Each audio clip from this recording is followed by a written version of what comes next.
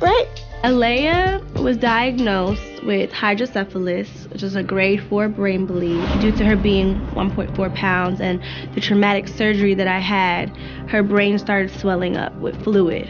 So she had 4 surgeries, and she has a VAD shunt in her head, and the shunt allows the fluid to drain down to her stomach. She has to have speech therapy, physical therapy, she has to have her breathing treatments, and she has to have stimulation therapy.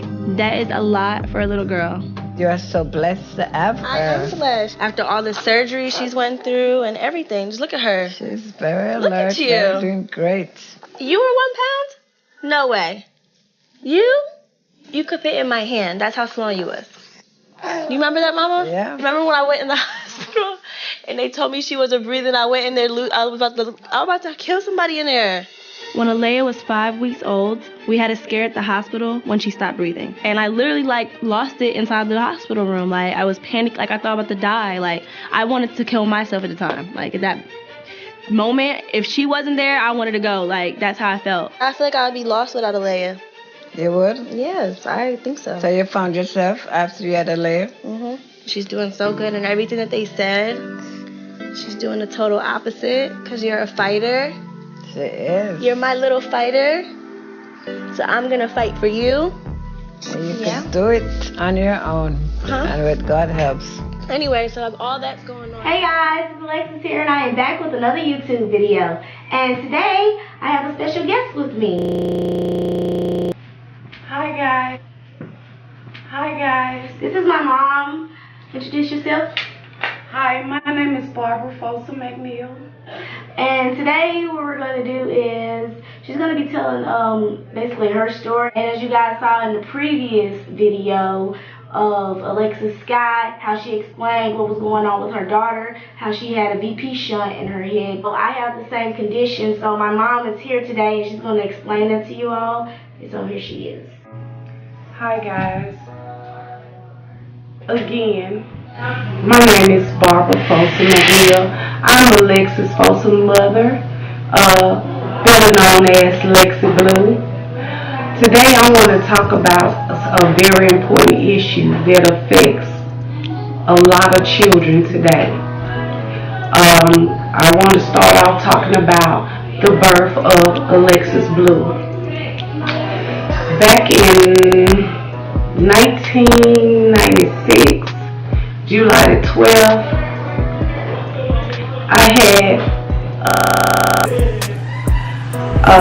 I was a gestational diabetic with Alexis. So as I progressed in my pregnancy, I had to take insulin shots twice a day while I was pregnant with her. And anybody who's a gestational diabetic, what happens is that it causes the baby to get larger. So as I was going through my pregnancy, I went to the hospital when I was 36 weeks, and they was like, okay, we're gonna go ahead and induce because the baby's getting too big. So I previously had a cesarean, but I wanted to try a VBAC with Alexis. So I labored for 9 hours. They had broke my water and everything, so I labored for 9 hours. And since I was not dilating, and it had a lot of time had passed, they said for the baby to come here safely and for her to be healthy, that it would be best for my health and for her health that we go ahead and do a cesarean section. So once they prepped me and everything, I had a cesarean section at 36 weeks. Mind you, normally women go from 40 to 42 weeks gestational, but I had Lexis a little earlier. So once I had her, I heard her cry. The doctor took care of me and took care of her. Lexis weighed 8 pounds and 4 ounces. Beautiful baby girl. Well, later on that night, she started having breathing problems. So they end up transferring her to the children's intensive care unit. And later I found out that she had gotten meningitis because of my water had been broken so long. It's a normal bacteria that lives inside of a female's vagina, and because a baby's immune system is very low at the time, from my water being broken so long, it caused her to get an infection called Group B. And what happened was the infection traveled and she ended up getting meningitis. So after a week or whatever, I didn't go home with a baby. After I was cleared, because at that time they kept you for at least 5 days after you had a cesarean section. So because she was so sick and they had to treat her for the meningitis, she had to stay at the hospital. So Alexis stayed in the hospital for about 3 weeks. And once they cleared up the meningitis, she was all clear to go home. I exclusively fed Alexis for 14 months.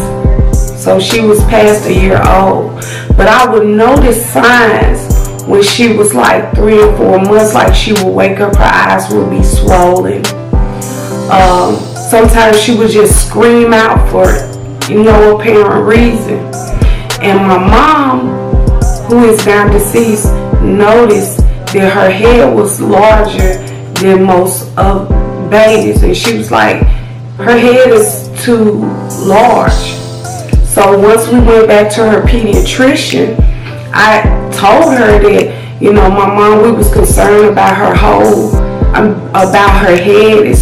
head, and babies have a soft spot, which is a large hole in their area where the skull has not fused together.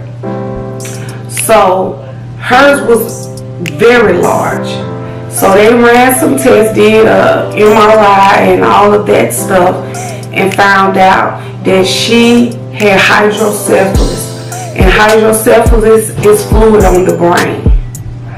So that was what's causing her to scream out. She was having headaches, and her eyes were swollen due to the fluid is filling up. Each person has 4 ventricles in the brain, and hers was not draining properly. So they immediately did the first surgery where they went in, because she had meningitis, it had created some scar tissue where the fluid is supposed to drain normally from the brain. So hers was covered with scar tissue. So they shaved one side of her head off and went into the front of her head and one of her ventricles and tried to reopen that area so that the fluid could flow normally. After that surgery, Alexis immediately started having seizures back to back. When she would wake up or when I would breastfeed her, she was having seizures. So we were so scared and we were so panicked that we thought that she would not live. Once that surgery was done, she was sent home to recuperate. Later, for another routine checkup, we went back, found out that the opening had closed back up. So the only other option was to put a VP shunt in. And my child was 6 months old at this time, and she's already had 2 major surgeries, because this second time they wanted to go ahead and put the VP shunt in because she could not live the way things were going, because the fluid was building up and actually starting to crush her brain against her skull because it was spreading. It was so big. So they went in and they put a VP shunt in. Now you have some premature babies who are born with early premature who have these conditions, and they're called they are born with those conditions. But because Lexus was born, I wouldn't say due date, but she was a healthy child. Hers was acquired after birth. That means that an infection caused her to need a shunt. And you mind you that when Alexis first got this shunt, I would take her to the doctor, and it was like traumatizing for me to go to a doctor and for them to actually,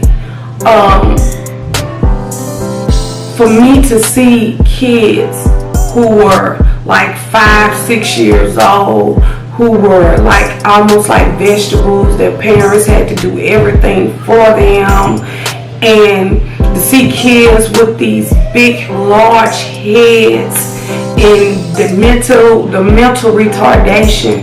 So it was hard.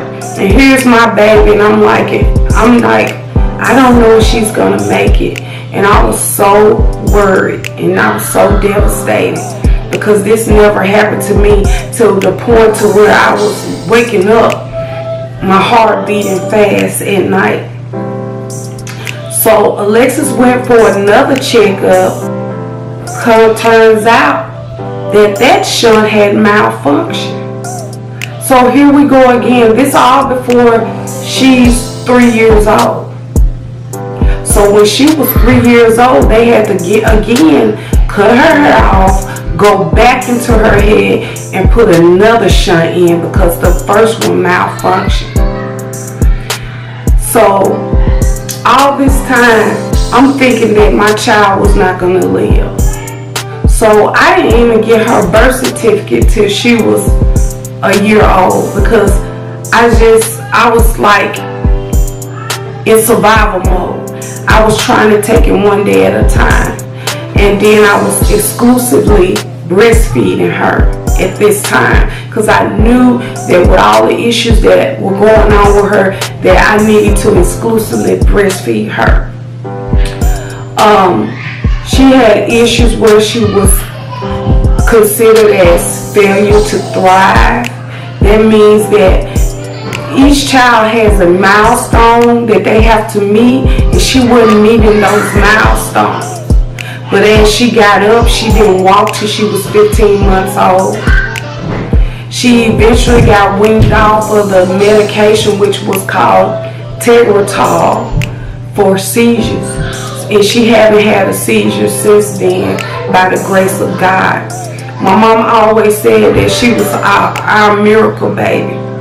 That never stopped her from doing things. And the doctor said treat her as normal as possible. Alexis was able to, I treated her like normal kid, any other normal kid. She had her challenges, but she was able to go to school, and she started to thrive. She was able to go through elementary, middle school, high school, and graduate. And she recently got her associate's degree in college, and she's working toward her bachelor's degree. And during the whole time, I never treated her as though she had a disability.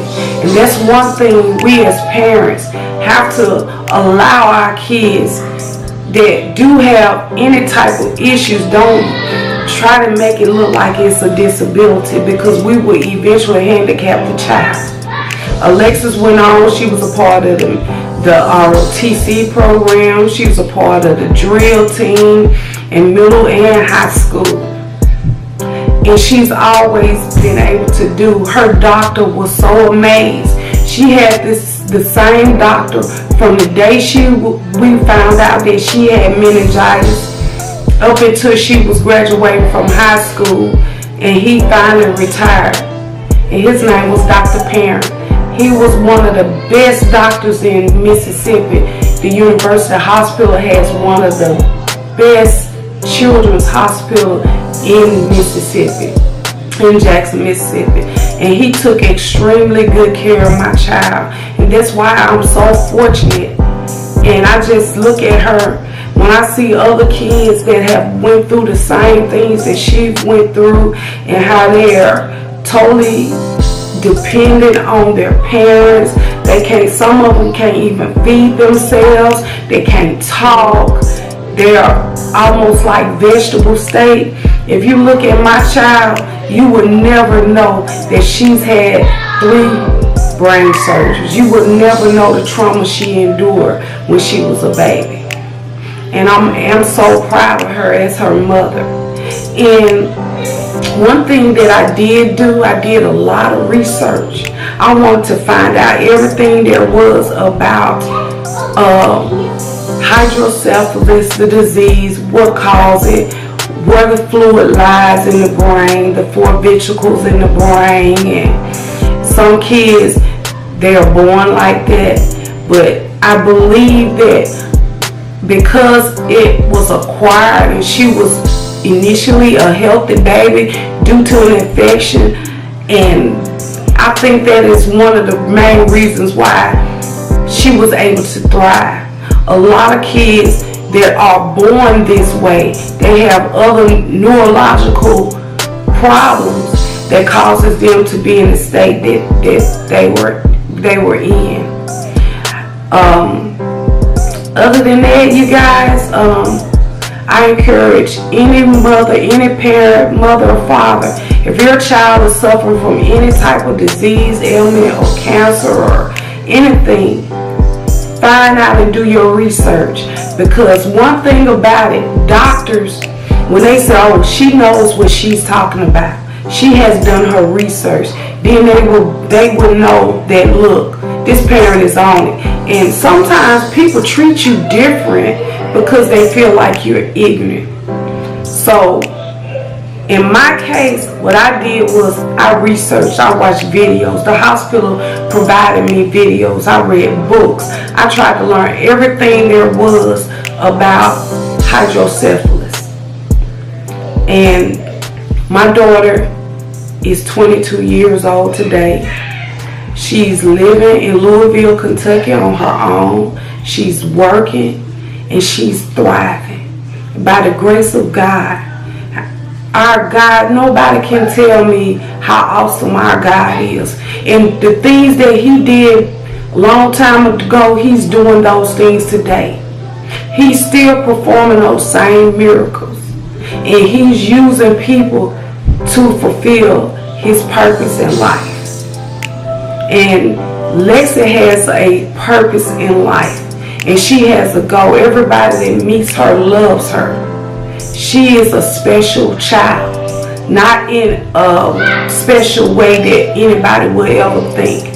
Because when people hear her story and hear my story as a 24-year-old parent, they will be amazed at the things. So if you have a child out there that's going through something and had to deal with what I had to deal with as a child, get you a support group. Get with somebody who understands what you're going through. Do your research. That's your child. You have to speak for them. And I think that we may do a follow-up or something about this issue again. But I appreciate all of you guys for supporting her, and I thank you for listening, those of you who made it to the end. And y'all have a blessed day. Thank you. Bye.